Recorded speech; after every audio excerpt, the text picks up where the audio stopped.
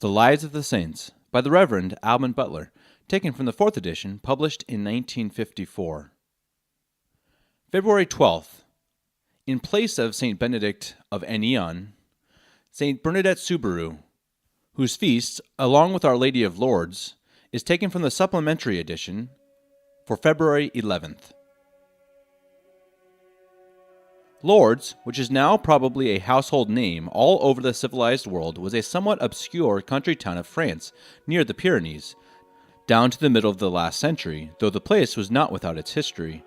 Roman and Saracenic remains proclaimed its antiquity and importance, and during the horrifying wars of religion in France, the Guerre and Huguenots had more than once contended fiercely for its possession. The natural beauty of the surroundings, too, made it a favorite resort for tourists and trippers brought hither in the charabancs, that very practical French vehicle of the 30s, which Louis Philippe made known in this country when he gave a fine specimen to Queen Victoria as a souvenir of his visit in 1844. Among the 6,000 inhabitants of Lourdes that same year was a miller and his family named Subaru. Francois Subaru had received the mill as part of the dot of his wife Louise Castereau, but bad management, a very rare fault in France, soon brought the business to ruin, and husband, wife, and little ones had to leave the commodious mill house and make their abode in a building in the Rue des Petits Fossés, once used as the local prison, and still at that time generally known as the Lock-up. Bernadette, the eldest child of the marriage of this ill-starred pair, was born 7th of January 1844, and baptized the next day, receiving the name of Marie Bernard, later abridged to Bernadette. She was not a strong child, for early in life asthma and other troubles manifested themselves, but notwithstanding all this, she was very cheerful and lively. In fact, she cared for nothing or anybody, as the saying is, and was entirely free from any kind of conceit or tendency to pose. It is very important to bear these facts in mind, as, of course, had it not been so, the future events which have made her history so wonderful would no doubt have been ascribed either to subtle artifice or to the unnatural state of mind of a sickly child given to dwelling on the preternatural. Towards the end of 1857, she went to live with a family at Bartray, named Aravant, where she was employed in the healthy, if rather monotonous, occupation of a shepherdess. While there, she was instructed in the catechism by the local curé, an old man, who, it is said, wished to leave his parish to join the Benedictines. Bernadette was not happy at Bartray. She yearned for her home in the Cachot, and in January 1858 she had her wish, going back to Lourdes, where she continued her preparation for her first Holy Communion. A few days after the little girl returned, she went with her little sister, Toinette, and girlfriend named Jean Albary to gather sticks on the banks of the Gave. All of a sudden, Bernadette, while intent on this necessary but prosaic work, heard a noise like that of a gust of wind, and looking up saw in the grotto of the rock opposite a lady dressed in white. The child was frightened, as she afterwards said. She tried to say her rosary, but could not make the sign of the cross, till after 1 or 2 attempts, when she succeeded. Then fear passed from her, and the saying of the rosary went forward easily. Meantime she observed carefully the dress and appearance of the lady. It was white, with a veil covering head, shoulders, and arms. The sash was blue, and there were yellow roses on her feet. The figure was surrounded with light. On Sunday, the 14th of February, Bernadette again went to the grotto, accompanied by some of her girlfriends. She had spoken of the supposed apparition to her mother, who made light of it as a mere natural occurrence. On the 14th, the vision came again, and only with difficulty could Bernadette, who appeared smiling and beautiful, be got away from the spot by some of the neighbors, who had been called to the place by the children, who, alarmed at the long absence of their companion, had gone off to get help. From this time till the 18th of January of the same year, some 18 apparitions took place, and then the manifestations ceased. Meantime, the reports of these extraordinary occurrences caused the greatest excitement in the district. The local priest, the Abbé Pomion, as well as the nuns of the convent who had instructed Bernadette for her first communion, were long quite incredulous.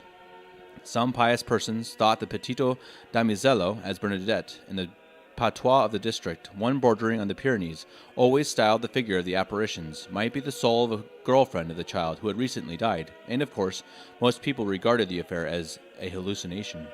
Not only that, but the general excitement was causing large crowds to assemble almost daily near the grotto, and under the Second Empire, the government of Napoleon III did not favor these demonstrations. They were too often the prelude of those anti-dynastic and anti-law and order et moi, which meant barricades and pitched battles with the military. The grotto was carefully searched by the police to discover any evidences of trickery, and persons were forbidden to enter it. Bernadette herself was closely examined, both by the local commissary and the imperial prosecutor, but her replies were always humble, straightforward, and entirely free from the slightest trace of vanity or love of notoriety. The gist of these communications was that the vision she had seen in the grotto of the rock Massabielle was that of a young lady, lovelier than I have ever seen. Also that she, Bernadette, was bidden to drink of a mysterious fountain in the grotto, which, before unknown, began to gush forth from that time, and that she was to tell the clergy that a chapel was to be built on the spot and processions made to the place. Bernadette frequently fell into ecstasy during these visions, but after one of them she addressed the following question to the apparition 3 times. Madame, will you have the goodness to tell me who you are? At the third request, the lady raised her eyes and said, Que soy era Inmaculado Concepcion. I am the Immaculate Conception. The temporary closing of the grotto, which was done by order of the prefect of Tarbes, Baron Massy, was not in consequence of any really untoward incident, though there had been a certain amount of tumult now and then, and of course some claims to supernatural manifestations made by a few neurotic and excitable persons. The closing of the place was on the ground that the spring that had suddenly sprung up was a medicinal one, and therefore ipso facto government property. Upon analysis, however, the water was proved to have no special medicinal or chemical properties whatever, and by a decree of Napoleon III, the place was again opened to the public, pious, and the reverse. On the 17th of November, 1858, Bernadette was again subjected to an inquiry, and this time before the commission authorized by the Bishop of Tarbes, Monsignor Lawrence. Her replies, as usual, were perfectly honest and simple, and without any ulterior motive. After 4 years of due consideration of all the facts and circumstances of the cases, the Bishop of Tarbes officially declared that the alleged apparitions had all the appearances of truth, and that the faithful were justified in believing in them. From 1858 to 1860, Bernadette lived on with her family, but in the latter year the Cure of Lourdes and the Mayor, M. Lacade, considered it best for her to go and reside with the Sisters of Nevers, and so avoid the very undesirable public curiosity and attention her extraordinary experiences had evoked. At first, Bernadette simply lived in the convent as a sort of boarder, but in 1864 she was accepted at her own urgent request, supported by the warm approval of the bishop of the diocese, as a prospective postulant of the convent of her retreat. Her bad state of health, however, delayed her reception 2 years, and it was not until the 4th of July, 1866, that she actually entered as a postulant at Nevers. Meanwhile, she had returned to her family at Lourdes, where she continued to follow as far as possible the rule of her future life and religion. The congregation of her choice, the Sisters of Charity and Christian Instruction of Nevers, had been founded in 1680 by Dom Jean-Baptiste de Laverne for the care of the sick and education of the young. The Reverend Mother, when Bernadette entered, was Marie Josephine Imbert, a religious of great holiness and prudence. She wisely caused the interesting novice to describe simply but fully to the community her experiences at the grotto, and then forbade the subject to be discussed again.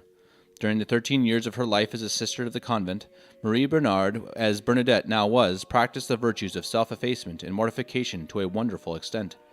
When once a newcomer to the convent who had expected to see in the famous sister something seraphic, but who saw nothing extraordinary, and who, in an outburst of disappointment, could not help exclaiming, "Just fancy, only that!"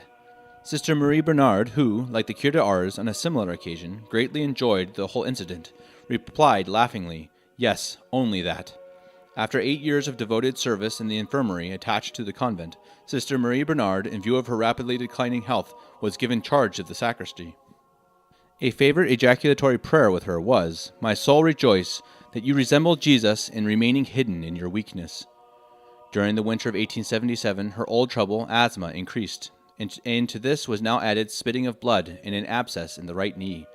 On the 22nd of September, 1878, she made her perpetual vows, and on the 28th of March following received the last sacraments. She publicly asked pardon of the community for any fault she might have committed, and on the Wednesday of Easter week, the 16th of April in 1879, calmly expired, while appropriately repeating the last part of the Hail Mary. Her body, which remained flexible 4 days after her death, was interred in the chapel of St. Joseph, within the Mother House at Nevers. Her cause was introduced at Rome on the 5th of August, 1913, and on the 13th of the same month, the decree was ratified by the Pope Pius X. The Venerable Sister Marie Bernard was declared blessed on June 14, 1925. Ever since ecclesiastical sanction was given to the public demonstrations of devotion at Lourdes in 1862, the reputation of the place as a sanctuary of Catholicism has increased with phenomenal rapidity, till today the shrine is easily the most popular with the faithful as a place of pilgrimage.